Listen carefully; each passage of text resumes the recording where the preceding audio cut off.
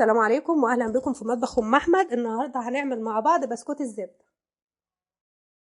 3 كوبايات دقيق، نص كوبايه لبن، كوبايه سكر بودره، كوبايه زبده، معلقه بودر كبيره، نص معلقه فانيليا، رشه ملح.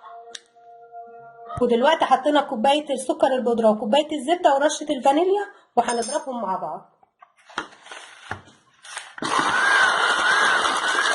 كده هننزل نص كوبايه اللبن كده ونضرب.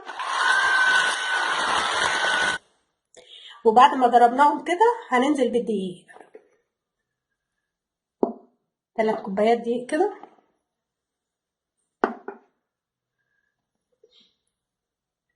ورشه ملح،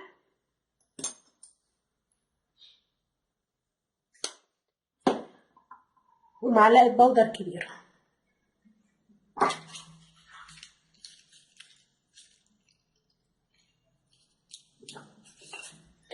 وهنعجنهم مع بعض كده. طبعا انا حشت من نص كوبايه اللبن لما اشوف الدقيق هيعمل معايا ايه، احتاجتها هحطها. وده شكل العجينه بعد ما عجناها.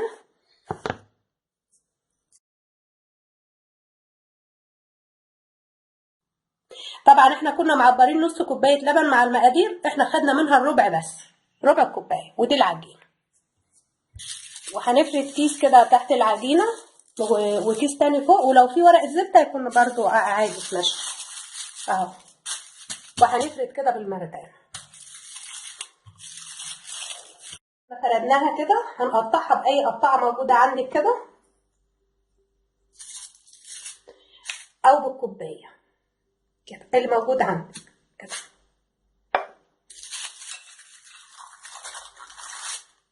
دي اللي بالكوبايه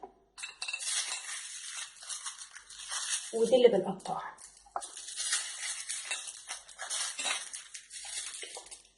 وهنخرمهم بالشوكه كده.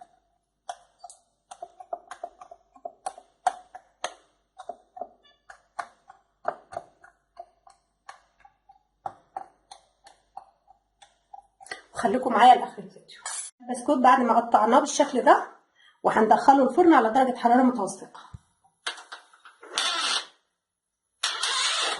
البسكوت بعد ما طلعناه من الفرن وسويناه بالشكل ده، طبعا خلي بالك من درجه حراره الفرن. لو ما تخليش ايدك مشغوله بحاجه وتسيبيه، لان طبعا بيستوي بسرعه عشان دي بسكوته ناعمه. لو الفرن عندك فيه مشكله او حاجه، او مش عارفه تظبطي درجه الحراره بتاعته وقعره بارد من تحت او حاجه، بتقلبيه وبتسويه عادي، مفيش اي مشكله.